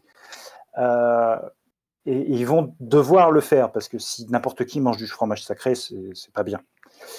Donc évidemment, il n'est pas de question de fromage. Vous aurez compris que c'était une analogie à la noix. Non, c'est très bien. Les gens aiment le fromage ici, pour de vrai. Donc, voilà, c'est ça. La saison de la raclette est terminée, mais quand même. Donc, les joueurs vont se retrouver dans un truc bigger than life. Moi, je trouve que 1 à 5, c'est chaud. Je trouve que la campagne en niveau 1 à 5, elle est chaudasse. Est-ce que tu conseillerais de commencer par la légende de la Sorce Flamme On peut. Et ensuite d'enchaîner sur... On peut, mais... Alors, c'est l'avantage de la 5e, c'est que c'est mécanique comme opposition, mais je trouve que les enjeux, c'est pas pour un groupe de PJ totalement débutant. En termes de joueurs et de joueuses, parce qu'il faut commencer, c'est un peu une... vous allez dans un territoire qui est officiellement fermé. Donc si vous y allez à tutut, poète la voilà, avec vos gros sabots, ça va pas bien se passer. Donc c'est une campagne qui est, je trouve, peut-être un peu plus hyper intéressante. Elle est un peu plus exigeante, elle va demander un brin de doigté, un brin de finesse, parce que si vous allez frontalement, vous allez vous faire éclatouiller et ce sera logique, quoi. Après, vous pouvez avoir un MJ indulgent qui... Mais vraiment, c'est une campagne que j'ai bien aimée parce que elle amène bien l'intrigue, elle l'embarque dans des événements qui sont conséquents et intéressants, et on a toujours envie que nos personnages fassent partie de la grande histoire, et là, c'est le cas. Oui. Même si on ne retiendra pas leur nom, mais ils sont témoins d'événements importants. Ils pourront jouer le rôle de chroniqueur et rapporter des nouvelles du pays, qui ne seront pas bonnes. Spoiler, les nouvelles ne seront pas bonnes, d'où qu'elles viennent. Mais voilà, je trouve que c'est une campagne qui est déjà un peu exigeante, mais c'est chouette parce que ça permet aussi de... Ouais, comme tu disais, Keffer, de commencer avec la légende de la Sorce Flamme, qui est un peu plus un peu plus linéaire, un peu plus facile dans son interprétation et dans sa résolution. Et ensuite de dire, bon, on va pas jouer la même, on va monter d'un cran, mais pour les joueurs, c'est même pas pour les PJ, pour les personnages, c'est vraiment pour les joueurs et les joueuses. On va monter d'un cran, il va falloir être un peu plus sioux, quoi. Ok, ouais, c'est bien ça. En tout cas, moi, c'est ce que j'ai trouvé, quoi. On avait beaucoup reproché à la légende de la Source Flamme d'être un peu trop franche du collier, un peu trop basique, et je peux l'entendre. Là, si on me dit la même chose sur les ombres de Yos, je serai un peu chanchon, quoi. Comme ça. Ça fait comme ça quand je suis chaud. Ok. Ah oui, c'est chouchon, ça. C'est vraiment chanchon, ouais. Ah ouais, chouchon. Ok. On nous demande si tu es l'auteur. Non, c'est de la traduction, mais on parlera du côté auteur de Fred après, parce que Fred a écrit aussi pour Iron Kingdoms et c'était également dans le financement, donc on en parlera juste après. Ça fait partie des bonus que tu as débloqués. Ouais, ok. Du coup, on peut pas trop parler de la campagne. Bon, juste rapidement, et après on passe à autre chose. La longueur que vous estimez peut-être, c'est vraiment une longue campagne. On est plutôt sur une légende de Source Flamme. Comment vous l'estimez? C'est 5 scénarios. Ok. C'est 5 scénarios. Le premier scénario, je dirais, selon la longueur de vos séances, ça va être entre 5 et 10 séances, je pense. C'est déjà une bonne petite campagne. Si vous voulez la mener un peu punch, ça va être 5 séances de 4-5 heures. Maintenant, ça peut monter, ça peut toujours monter. Oui, évidemment, on est sur environ. Toujours monter. Mais voilà, je pense que si entre 5 et 10 pour, selon votre rythme et selon comment vous voulez installer l'ambiance. Ouais. Parce qu'encore une fois, il va y avoir une grosse étape infiltration et alors ça peut se résoudre très vite, mais ça peut être bien de. Alors, qu'est-ce qu'on fait? Ok. Voilà. Ça va. Ok. Très bien. Il y a une boîte à outils aussi, du coup. Alors, juste avant très rapidement, est-ce que cette campagne nécessite des suppléments spécifiques ou juste le livre de base, ça suffit, on peut y aller? Techniquement, le livre de base suffit. La possession des 2 autres bouquins va être un plus non négligeable parce que ça se passe dans le royaume de Yos. Et si les éléments de contexte de base de la campagne sont dans le livre de campagne, pour avoir une meilleure idée du plus grand schéma, ça peut être bien d'avoir par-delà les royaumes frontaliers, mais ce n'est pas indispensable. Okay. La campagne est autosuffisante. Et de la même manière, il y a certaines créatures qui apparaissent dans le guide de survie, mais voilà, c'est pas l'essentiel de l'intrigue. Le truc, c'est vraiment d'avoir à minima le livre de base et vous comprendrez mieux, vous saurez mieux mettre les enjeux et vous aurez des oppositions plus couleur locale si vous avez les 2 autres bouquins. Mais c'est une campagne qui se suffit à elle-même. Ok. Voilà. Si vous voulez la véranda, la clim et le jacuzzi, c'est mieux d'avoir les 2 autres bouquins. Ok. Alors oui, cool, la boîte à outils. Parce qu'il y a une boîte à outils. Ça, c'est les 3 livres qu'on finance à la base. Royaume frontalier, le bestiaire guide de survie des terres frontalières, et la campagne Ombre de Yos, qui est très mystérieuse parce que ça se base sur un grand secret qu'il y a dans cette région. Désolé. Mais, non mais c'est normal. Mais, il y a également une boîte à outils qui à la base était dispo en PDF, qui est en proposition du coup d'impression. Donc on comprend que ce n'était pas le cas pour la version originale italienne, si je ne me trompe pas, c'est italien. Anglaise. Non, anglaise, rien à voir. Moi, je suis à fond dans les Italiens en ce moment. Oui, donc, c'est pas les mêmes. C'est pas les mêmes. Et donc du coup, mais c'est-à-dire que vous avez eu l'autorisation de l'imprimer, qu'est-ce qu'on trouve dedans, etc. Quoi. C'est quoi l'histoire de cette boîte à outils? C'est quoi l'histoire? Alors très rapidement, à la base, Iron Kingdoms et War Machine, ce sont des jeux Privateer Press. Cette licence a été revendue par Privateer Press à une autre maison de jeux américaine qui s'appelle Steamforged. Et on a eu un petit peu peur au studio parce que qui dit changement de propriétaire, changement d'ayant droit, dit il va peut-être y avoir des changements sur le contrat. Le studio a négocié avec Steamforged, ils se sont rencontrés à la Comic-Con, enfin à la Gen Con, pardon. Le courant est très bien passé. Et Steamforge a dit non, nous on veut continuer. Enfin, vous avez déjà le truc, il n'y a pas de raison qu'on vous l'enlève. Donc ça a continué comme ça. Mais du coup, pour le nouveau financement, on a dit voilà, il y a des choses, on n'avait pas le droit de faire, nanana, est-ce qu'on peut? Et alors, il reste très attentif à ce qui est fait dans les traductions, mais on a gagné un petit peu de marge de manœuvre.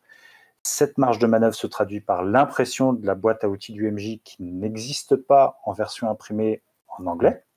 Donc ça, c'est une exclusivité franco-française. Et on a le droit de commencer à créer des contenus originaux. D'où le scénario, voilà.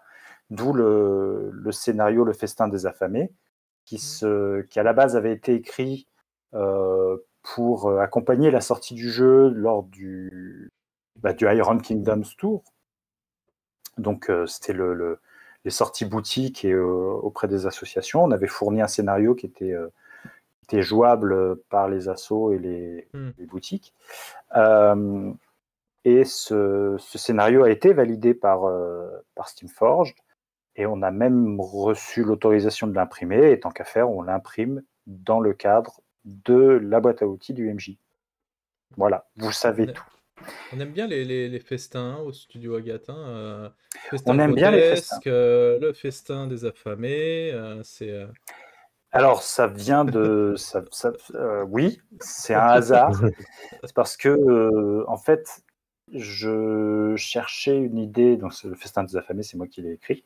Je cherchais une idée qui soit très typique, très associée à l'histoire des royaumes d'acier.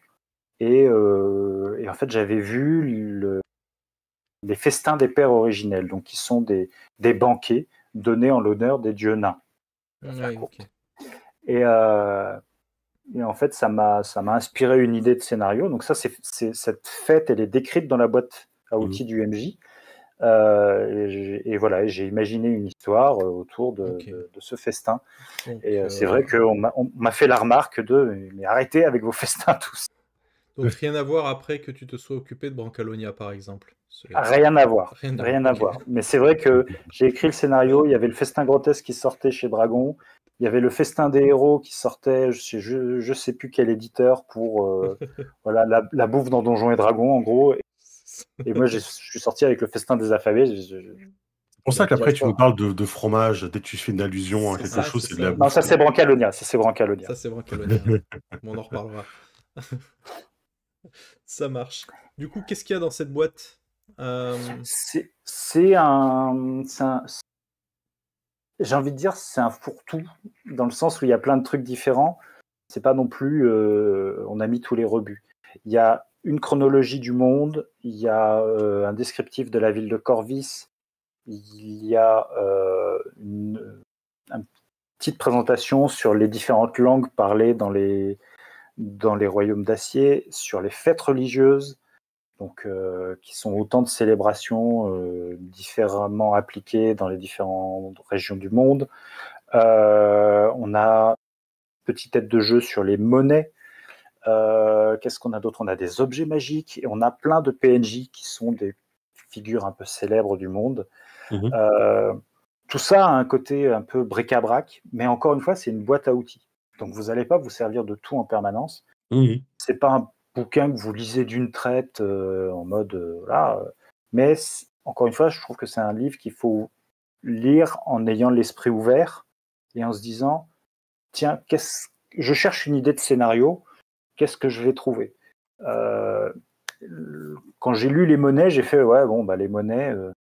Ah oui, mais attendez, s'il y a des monnaies frappées par royaume, s'il y a une monnaie de tel endroit dans les coffres de tel autre endroit, c'est bizarre.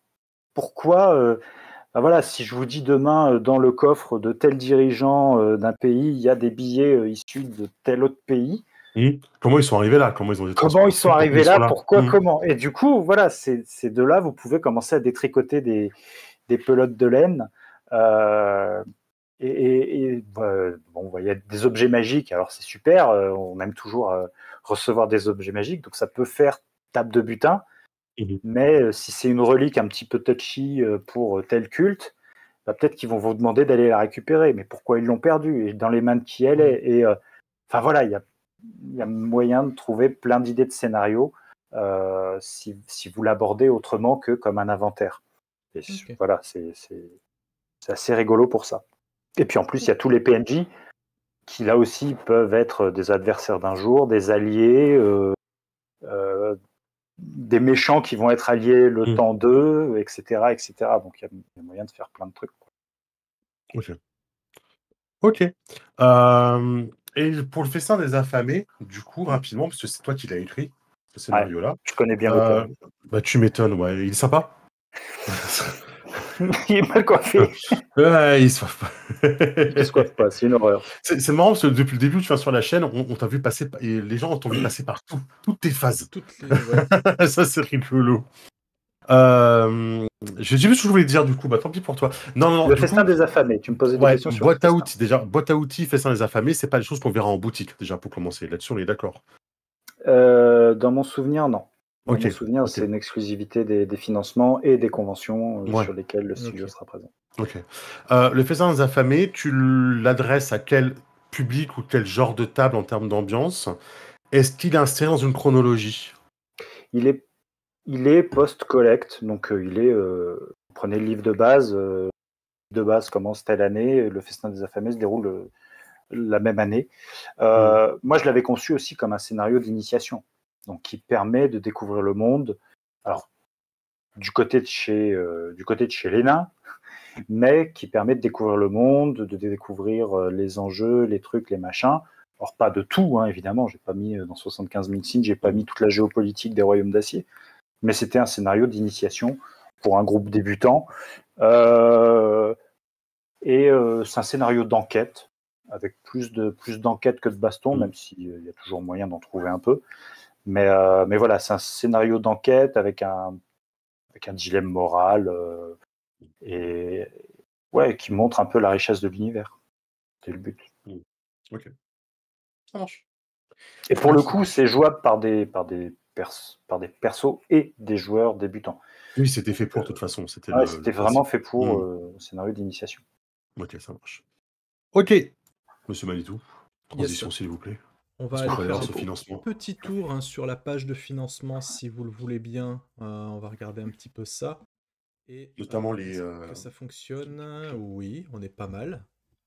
On est pas mal. Ça marche, ouais, Donc, on est bien. ce qu'on peut voir, il reste 4 jours pour profiter de ce financement. Un financement qui est bien évidemment réussi à 831%. Hein. C'est énorme. Ça veut rien dire, ça. Ça veut rien dire, mais Oui, oui. ça fait bien Mais ça fait sur la chic, ça fait fiche. chic. Voilà, ça Ça fait fait chic. classe. Donc, le lien de ce financement va apparaître comme par magie dans le chat off. Voilà. Donc, Il on est même retrouve épinglé, tu sais, en comme par plus, magie. c'est formidable. On retrouve donc les 3 différents bouquins avec le petit descriptif, etc. C'est quoi Iron Kingdom, etc. Les différentes versions, on le rappelle, la version standard qui est... La couve elle américaine. n'y est pas là-dessus, en fait. Ça, c'est trois suppléments différents. Mais voilà, on a la couverture standard, la couverture dragon rouge et la couverture grand vert. Ouais. Ouais, c'est ça qu'elle s'appelle comme ça aussi. Comme ça. Voilà, après on vous détaille un petit peu les différents bouquins, on va pas revenir dessus. L'écran, il y a un écran spécial interfrontalière. Oui, oui, oui. Ouais, il y a un écran avec une illustration originale et Yes. un recto MJ que moi je trouve presque c'est l'écran dont on peut se servir en permanence parce D'accord. qu'il va justement intégrer ces fameuses bêtes de guerre qui n'étaient pas avant. Donc ça reprend certaines spécificités, mais c'est un peu mon chouchou, quoi. Quitte à avoir Ok. un écran, je préfère en tant que MJ, je préfère avoir celui-là parce que Ok. il va avoir plus d'infos. Ok. Je Ok. pousse pas du tout à l'achat, c'est pas vrai. Là, on voit du coup la boîte à outils pour le MJ en version imprimée, donc avec des illustrations, le contenu de la boîte, le petit bouquin qui va avec, enfin Alors petit, oui, 96 pages quand même. ouais, ça s'appelle boîte à outils, mais c'est un livre, hein, donc Ouais, je précise. c'est ça. Le festin des affamés, avec une illustration que je trouve très Mais classe, soit dit en passant. elle est issue de par-delà les royaumes frontaliers. Je la trouve vraiment très très chouette. Donc les objectifs, donc voilà, tout ça c'est fait. On en est donc à 40 000 euros et plus. Donc, et d'autres surprises à venir. Donc si vous voulez voir la surprise, eh ben, il faut faire monter la petite cagnotte. C'est ça. Si vous ne savez pas ce que c'est que Iron Kingdom, il y a de très chouettes vidéos sur la chaîne YouTube du studio Agathe. Il faut le reconnaître. Vraiment un duo de youtubeurs professionnels. Fred avec une autre coupe. Rien que pour ça, vous pouvez faire le avant-après, c'est incroyable. Donc avec l'autre Fred avec un autre casque aussi. Non oui, effectivement, oui. Ouais. Donc après, voilà, le type d'aventure, etc., l'histoire, le lore, les règles, avec encore une fois une autre vidéo. Vraiment, ce financement est très bien expliqué. On revient un petit peu sur la gamme. Donc voilà, voilà, ça c'était les 3 éditions dont on vous parlait. Standard, Dragon Rouge et Grand Vert. Pareil pour tous les bouquins, hein. C'est toujours pareil, hein, vous connaissez maintenant avec Agathe. Le contenu, je le rappelle pour les nouveaux venus, le contenu est le même, c'est juste la couverture qui change, donc, mais sinon le contenu est strictement le même. Un choix purement esthétique. Voilà, donc ça ne concernera pas par contre les petits fascicules, donc un éclat d'étrange lumière, ce genre de trucs, ça c'est normal. Voilà. L'écran, vous allez retrouver la carte que Kiefer vous montrait depuis tout à l'heure. On se croirait à téléachat, tu sais, je dis des trucs, ça. Tu montres ça là. Tu fais super bien Annie Pujol. Je fais super bien la Belle Blonde. Hein. C'est ça. Un écho dans les ténèbres, dans le petit, très bien. Petit truc. Ouais, très très chouette. Oui. Les decks de cartes qu'on vous a présentés nous-mêmes, enfin, j'aime bien parler de moi à la 3e personne. Le nous de majesté, c'est ça de vrai. Et puis enfin, les différentes contreparties. Donc l'offre full PDF, les nouveautés en PDF, le triptyque des terres frontalières donc en édition standard, plus les PDF. Donc ça c'est l'offre de base vraiment indispensable. La même, mais en collector. Et si vous voulez toutes les nouveautés, donc vous n'avez pas envie de vous embêter à regarder qu'est-ce qu'il y a, vous prenez celle-là, c'est toutes les nouveautés, donc tout ce que vous n'avez pas, c'est là. Et si vraiment vous avez envie de commencer de zéro, parce que oui, Dice Story, on vend quand même des pledges, il faut le signaler, prenez celle-ci et mettez le nom de notre chaîne en commentaire. J'ai dépensé 300 €, merci Dice Story. Dites-le. Et on ne sentira pas du tout le sarcasme derrière. Après, cette offre, c'est un billet, on ne va pas se mentir, je le dis à chaque fois, mais c'est un billet, mais c'est une vraie belle offre par rapport au prix du commerce. Déjà, il y a plein de choses que vous ne trouverez pas dans le commerce. Oui. Et ça, il y a des cadeaux exclusifs au financement, et même sans ça, il y a une belle réduction qui est appliquée sur l'ensemble des bouquins. Donc, si vous démarrez de zéro, c'est une belle occasion. Après, je reconnais que ça reste une somme à sortir d'un chapeau. Mais il faut qu'il y ait aussi une offre pour pouvoir commencer le jeu, parce qu'on finance des suppléments, mais si on découvre ça maintenant, il faut qu'on puisse avoir les jeux facilement. C'est ça. Sachant sachant qu'en plus, si vous découvrez maintenant, mais que vous voulez pas mettre 350 €, mais que vous voulez, comme je disais, le guide de survie et le livre de base d'Iron Kingdom, vous prenez le guide de survie dans le cadre du financement, et dans le Pledge Manager, qui est un outil qui suivra, dans lequel vous renseignerez votre adresse et réglerez les frais de port, vous aurez la possibilité d'ajouter des options, donc par exemple le livre de base Iron Kingdom. Donc il y a moyen aussi de... Il y a aussi possibilité de payer en 2 fois. C'est écrit sur l'option. Quand vous la choisissez, il y a marqué cliquez ici pour payer en 2 fois. Si jamais il y a besoin. Donc cette offre-là, full Iron Kingdom, c'est un petit billet. Mais si vous avez un gros billet à mettre, vous pouvez aussi prendre l'offre suivante qui est à la même, mais avec en plus tout ce qui est dragon, en tout cas tout la première boîte. Quoi. Et ça là, elle envoie quand même. Quand tu vois, pour 150 € de plus, il y a la boîte de rangement, les 4 bouquins, c'est effectivement tous les scénars. Un gros billet, mais quand on voit le prix boutique à côté, ça reste quand même Mmh. vachement sympa en termes Après, d'économie. on dit c'est cher. Attention, c'est en option tout ça. C'est pas Oui, Ah c'est oui, vraiment voilà, c'est pas un jeu en mode oui bah pour avoir le jeu faut passer par ça. Là ah c'est non, vraiment si vraiment tu pars de zéro, que tu as envie de rattraper le retard, que tu as envie de récupérer Dragon machin, avec en plus aussi du contenu que tu trouves pas dans le commerce. Là t'as tout. Là t'as tout. c'est ça. ouais. C'est assez dingue.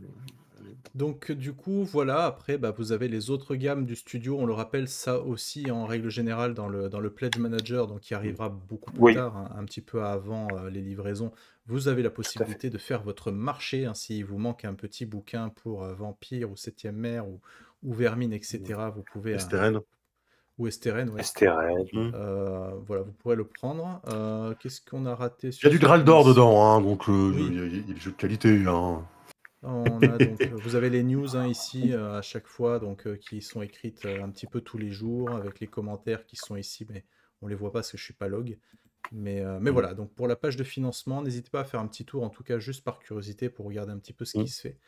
Et Notamment des nouvelles de la suite de la gamme, hein, dans les oui, news notamment. Ouais, c'est vrai. C'était demandé sur Facebook et il y avait une réponse là-dessus. ouais, tout à fait. La gamme a 2 triptyques d'avance en VO, parce que Private Ah ouais. Octopath. Ah ouais, ouais, ouais, ouais, ouais. Il y a Nightmare Empire et Into the Deep Wild. Donc, c'est Ok. le nom du livre principal Mm. de ces 2 triptyques. Donc on avait le choix de traduire l'un ou l'autre triptyque. Et sans surprise, moi j'ai envie de dire, qui suis coordinateur de gamme, les gens se sont prononcés pour le Nightmare Empire parce que c'est une région du monde où il y a Oui, les très très méchants et, oui, oui. qui est C'est les vraiment pirates morts chouette. vivants, quoi. C'est les pirates morts C'est les vivants. pirates morts-vivants dirigés par un dieu Dieu dragon. dragon, mm, mort Voilà. aussi. Non, on sait pas trop. Non, lui, il est pas mort, mais Il déniche. disons que Mm. il a une haleine tellement forte que tout ce qui traîne à proximité devient mort-vivant. Ouais. Mm. Ça, Voilà. c'est assez Non, non, dingue. voilà, c'est aussi ça. C'est aussi ça. Iron Kingdom, il y a un côté démesure assumé. Euh, c'est le jeu où on vous dit non, vous n'irez pas affronter de dragons. Parce que Ouais, déjà, ouais. les approcher, c'est approcher du réacteur du sarcophage de Tchernobyl, sauf qu'il n'y a pas le Mm. sarcophage. Oui, c'est ça, c'est Tchernobyl ouvert. C'est Ça, Tchernobyl ouvert, mm. donc vous n'affronterez pas de dragons, c'est pas la peine. Et voilà, Ouais, c'est ces c'est trucs-là. Un gros coup de chaud, quoi. chouette. Mm. Donc j'espère qu'on va atteindre le. Parce que voilà, Mm. ça serait rigolo. C'est sur un palier, c'est ça, pour la suivi de gamme, Ouais, c'est un palier de financement parce que bah, il faut commencer à payer les traducteurs, à payer les machins. c'est ça, c'est Hmm. ça.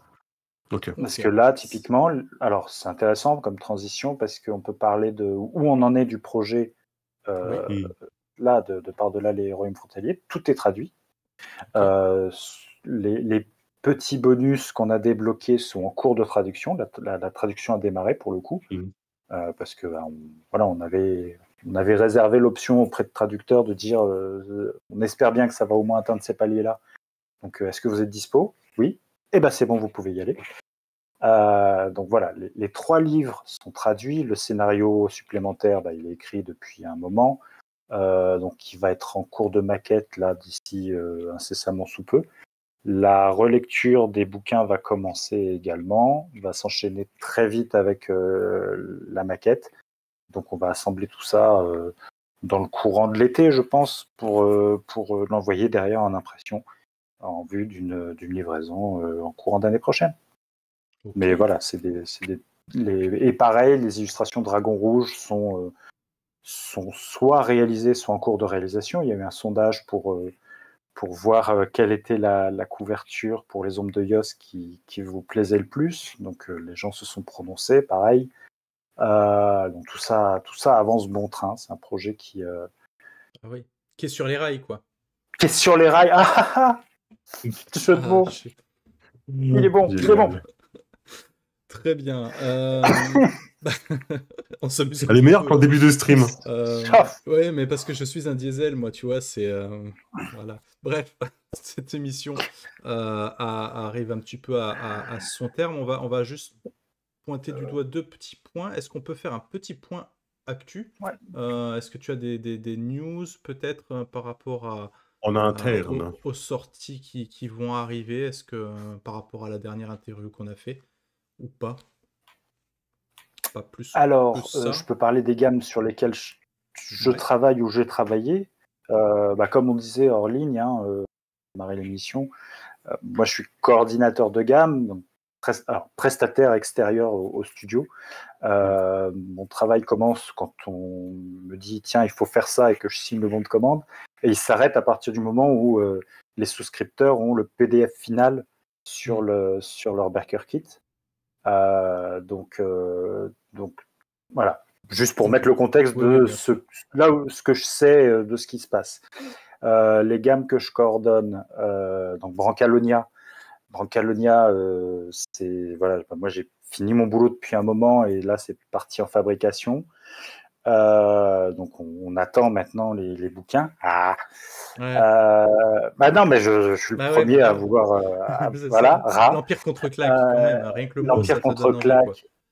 L'Empire contre-claque, il était une fois en Italie. L'écran et puis les cartos. Je crois que j'oublie rien. Il y avait ça dans cette souscription. Alors Torchbearer, ça a été un dossier très compliqué parce que on a eu, ça a été une traduction collégiale sur laquelle on a intégré des errata en collaboration avec l'Ukraine et Thor, je ne sais plus jamais dire son nom de famille, donc je ne vais pas le dire, mais on a intégré les derniers errata. Il a fallu harmoniser le texte. On a eu des soucis avec la maquette. En parallèle, comme c'est un tout petit tirage, malheureusement, je sais que le studio a eu beaucoup de mal à trouver un imprimeur qui accepte de faire ces livres qu'on veut très beaux malgré tout, mais en petit tirage sans que ça coûte 8 reins. Donc ça, a priori, c'est trouvé. Donc ça, pareil, c'est sur des rails, mais ça avance. Qu'est-ce que j'ai d'autre dans ma banette? Septième mer. Donc alors là, ça pour le coup, c'est on est à fond dessus. Le Cité devrait pas tarder à vous arriver en PDF final. Cité est sorti de son cycle. Donc là, j'ai dit pour moi c'est validé. Donc il va y avoir un dernier regard du directeur éditorial, à savoir Vincent Lelapchef, qui va regarder et dire mais bordel, t'as oublié des trucs. Normal. Le nom du jeu sur la couverture.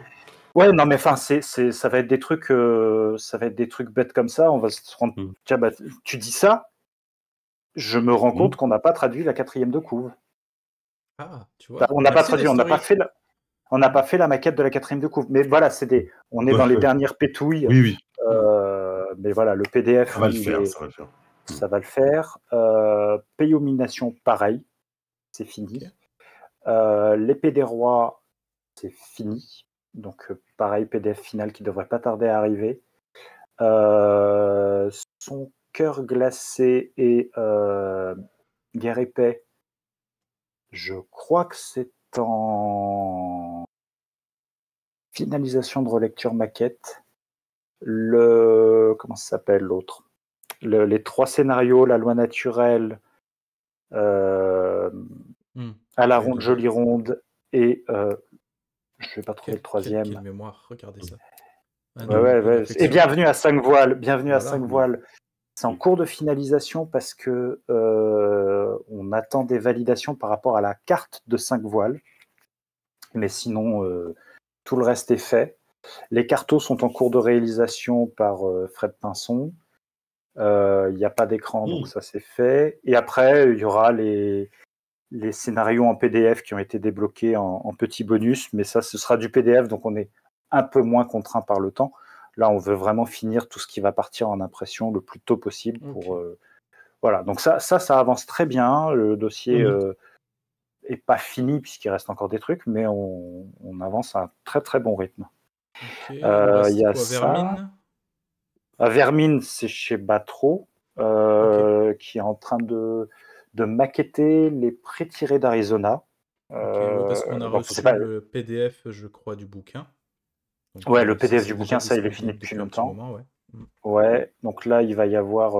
Là, ils sont en train avec Jocelyn de PDFer les pré-tirés de Arizona. Ok. Voilà. Hmm, C'est pas mal déjà, hein. Ouais, c'est Oui. pas mal déjà, Ouais, hein. c'est pas mal, hein. Ouais. Et Parce que puis, la gamme Vampire, c'est Batro. tout ce qui est Monde des Ténèbres, c'est pas trop. Moi, je trouve pas Ouais. ces conneries. Inferno Non, non, je comprends. aussi. Draconis. Draconis, on a eu si je dis pas de bêtises, on a eu des. Il va y avoir le Pledge Manager. Là, il est en Qui smoke devrait pas test. tarder. Et ouais, il Ouais. est en smoke test, donc ça veut dire que d'ici demain ou peut-être semaine prochaine, le commun des mortels, donc nous aussi, hein, on aura accès au Pledge Manager. Donc Mm. il n'est pas impossible que le PDF ne tarde pas trop par la suite, je pense. Ouais, c'est ça. L'idée, c'est Donc que généralement, quand le Pledge ouais. Manager est ouvert, il y a des petites choses qui arrivent. Donc ça avance. Et puis bah ouais, cet été, ça va être le festival des cartons. J'ai Alors, ce prêché sera quelque pas. chose de. C'est jamais durant l'été, hein, parce que les gens partent en vacances et ils ont bien raison. Et donc, ils sont pas Ouais, chez eux pour réceptionner les cartons. Donc, ils voilà. repartent Hmm. aux frais du studio et il faut les renvoyer aux frais du studio. Donc, c'est pas une bonne idée. Donc, Mm. à moins de cas très exceptionnels où on dit le studio avait organisé ça pour Vermine parce qu'il y avait une grosse attente. Et il y avait eu un sondage en disant est-ce que vous vous engagez fermement à pas partir en vacances pour recevoir votre carton? Non, c'était pas dit comme ça. C'était est-ce que vous serez bien là si on vous livre en août? Est-ce que vous êtes là? Et les Haussiens avaient dit oui, les juilletistes avaient dit oui, les Haussiens avaient dit non. Ouais, Donc ça avait permis classique. de ouais voilà, Hmm. ça avait Bah ouais. permis d'échelonner les livraisons, mais surtout d'éviter ces allers-retours. Mais Hmm. généralement, il n'y a pas d'envoi. D'ailleurs, aucun éditeur n'envoie durant les vacances. C'est trop le bazar. Mm. Ok. Mais à Ok. la rentrée, ouais, il va y avoir des erreurs qui vont se plaindre. Ça marche. Je te laisse la dernière question. Je fais un petit AFK, mais je vous entends. Je te laisse faire. Ouais, alors au-delà du fait que dans les actus, on peut aussi dire que tu seras présent à Troll et Légendes, si j'ai bien Non, vu. Non, tu ne seras pas à Troll et Légendes. Tu seras à non, Kaisersberg. Ça, je serai juste à côté de chez toi. ouais, ça c'est cool. Donc le festival de Ouais, ça fait Kaisersberg. plaisir. Tu vas en étiquette éditeur ou en étiquette tout seul? J'y vais en étiquette éditeur. Je vais faire. Ah, on t'entend Attends. plus. On t'entend plus. Ah non. Vas-y, Ah redis. non. Ah si, vas-y, c'est bon, redis. Tu vas Ah, avec qui? d'accord. J'y vais avec Death Rose. J'y vais Tu avec vas avec Death Dead Cross. Rose. Bon, après, t'as Entremonde Euh, aussi, tu y seras, t'es pas loin, et tu bosses aussi pour c'est ça. Entremonde, donc Je bosse aussi pour Entremonde, je bosse aussi pour JR Édition qui y sera. Donc on est en train de goupiller tout ça. Ça s'est fait un petit peu au dernier moment parce que voilà, il y a des. Ouais, attends, Dead Cross, t'es sur quelle gamme? Je me rappelle plus. Dead Cross, je suis pas encore. Je suis en train de Ah, rédiger un scénario d'accord. pour Cthulhu no Kami. Ok, ça marche, pour tout nos Camille, ça marche, ok. Voilà. Donc Donc, David m'a demandé de rédiger un scénario pour Cthulhu no Kami. C'est en cours pour le ok. recueil de Kaidan 2. Et je bosse aussi sur autre chose pour Dead Cross, Mais c'est mais pas encore annoncé. je peux rien dire. Mais par Ok, contre, ça marche. ça va être du Ok. bonheur. Ça va On être en une parle en dinguerie, off. Ça d'accord. marche. On a compris. Ok. Ok, ça marche. Donc on le verra à Kaisersberg. Non, Ouais. dernier petit point sur la thune, la moula, le flouze, les taxes. Avec ce qui s'est passé ces derniers temps, on n'est pas sans savoir que on a un petit génie du mal qui a décidé de faire tomber le capitalisme. Alors, je pensais pas qu'il mourrait comme ça, le capitalisme. J'avoue, je suis un peu surpris, mais voilà, il a décidé de faire de l'ultra-capitalisme. Et il y a plus de taxes pour entrer, pour sortir. Ça impacte comment le studio, ce que tu le sais, vu que tu es freelance, mais ça impacte comment le jeu de rôle à ton niveau, tout ça. Pour le moment, alors pour le moment, il y a un type qui joue avec le cours de la bourse et mon opinion qui ne regarde que moi, mais que je partage, mais qui n'engage que moi, c'est qu'il joue à des délits d'initié, c'est-à-dire qu'il fait tomber la bourse. Il y a des gens qui achètent, il fait remonter la bourse, il y a des gens qui revendent. Mm. Mais je vois le mal partout, en sale Mm. gauchias que je suis. Comment ça impacte? Concrètement, personne ne sait parce que ça change avec le sens du vent et la couleur de la chemise. Mm. Euh, que ce soit planifié ou que ce soit de l'incompétence, Mm. je ne sais pas. Euh, comme je viens de le dire, je soupçonne les manipulations pour que des gens s'en mettent plein les fouilles, mais je n'ai aucune preuve et vous pouvez m'accuser de complotisme boursier si vous voulez. Complotiste boursier. Voilà. Non, pour répondre concrètement à ta question, franchement, aujourd'hui, je ne sais pas comment ça impacte. Je gère pas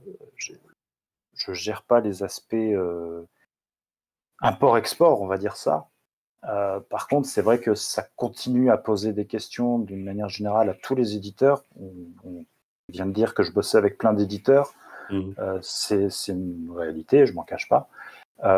Et tous s'interrogent sur, alors déjà, comment exporter des biens vers les États-Unis semblait être un acquis pour ceux qui le font. Mais c'est vrai que Dead Crows est en train de sortir sa boîte d'initiation Donjons et Chatons, enfin Dungeon and Kitten. Voilà, c'est pas un mystère, c'est en cours d'élaboration. Oui, ils en ont parlé, hein, ils sont venus, ils en ont parlé. Voilà. Entremonde a sorti Night, est en train de sortir Night en anglais. Agathe s'est fait Forge, son fer de lance aux États-Unis, plus Shadows of Vermine. Et un peu Vermine, voilà. Et Tented, voilà. Pour BBE, c'est Katz qui était en pourparlers de traduction. Donc, tout d'un coup, ça devient. Alors, il faut voir comment on gère ça.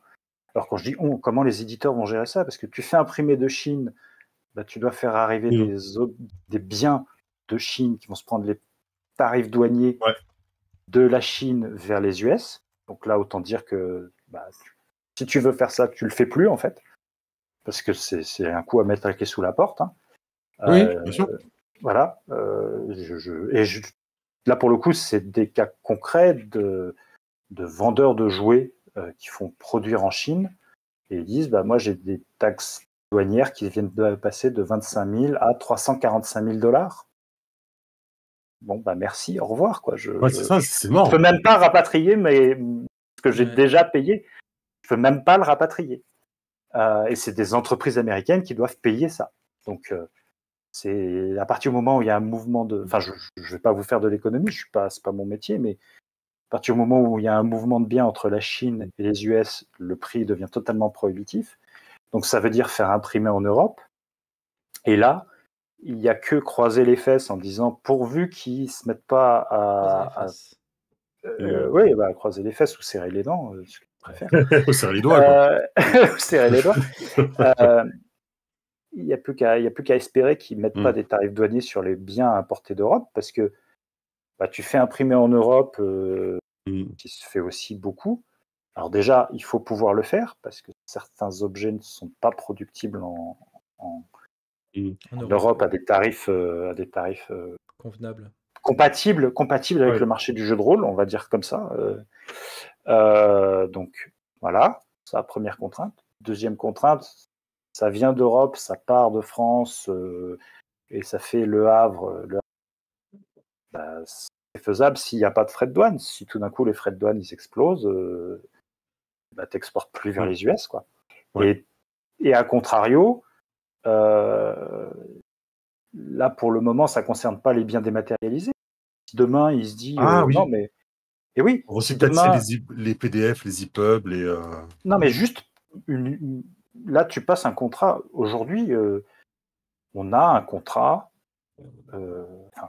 Le studio Agathe, structure française, a un contrat d'exploitation un contrat d'exploitation de droit, ça s'appelle comme ça, avec Steamforge sur la licence Iron Kingdom. C'est passé de gré à gré et les lois actuelles du commerce font que c'est bonjour, là je vous déclare, et chacun déclare sa TVA dans son coin, dans son chiffre d'affaires et paye ses impôts. Si demain l'autre zozo décide que c'est non, il faut taxer ça aussi, bon d'accord, va peut-être plus négocier, parce qu'aujourd'hui je dis n'importe quoi, tu payes 10 000 € une licence, si demain tu as 25%, d'un coup c'est plus 10 000 €, Voilà. Je vous laisse calculer, c'est 12 500. Bon, c'est plus la même. Alors 12 500, ça va. On va dire ça va. Ouais, mais il faut être sûr de faire les 2 500 de plus qui vont couvrir ces royautés supplémentaires.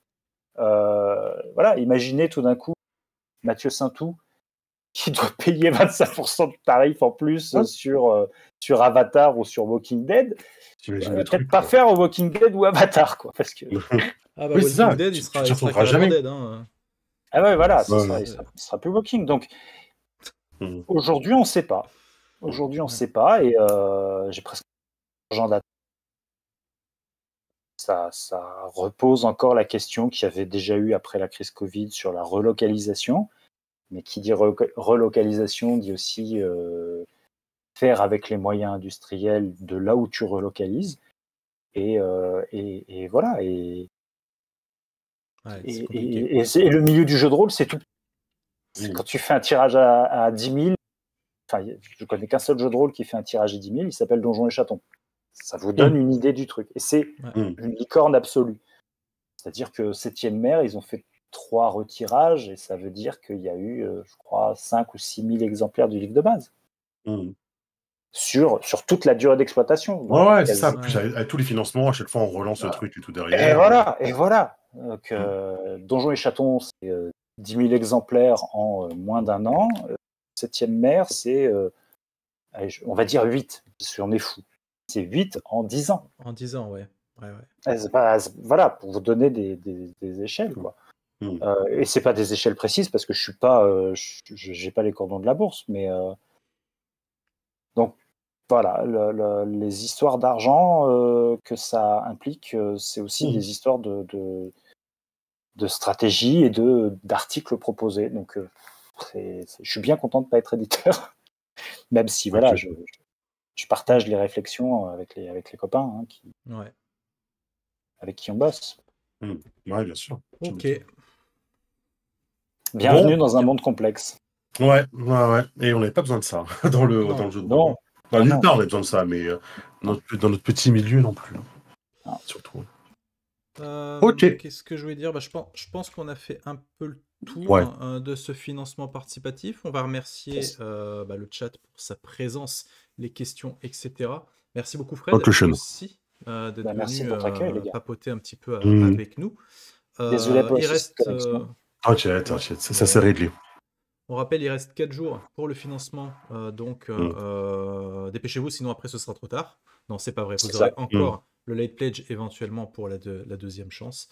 Mais en tout cas, voilà. Et puis, écoutez, n'hésitez pas à vous abonner à notre chaîne pour vous tenir au courant, puisque le Studio Agathe reviendra probablement pour les prochains financements. On vous Let's Arcana, c'est ça? Let's Arcana, il y a Vampire, je sais pas trop dans quel sens ils vont sortir ça. Il y a aussi... Vampire, t'es pas obligé. mais Let's Arcana. Let's Arcana, ouais, ça a l'air cool. Ça a l'air cool. Voilà. Merci YouTube. Et puis, on vous dit à très bientôt pour d'autres vidéos. Ciao tout le monde. Merci tout plein.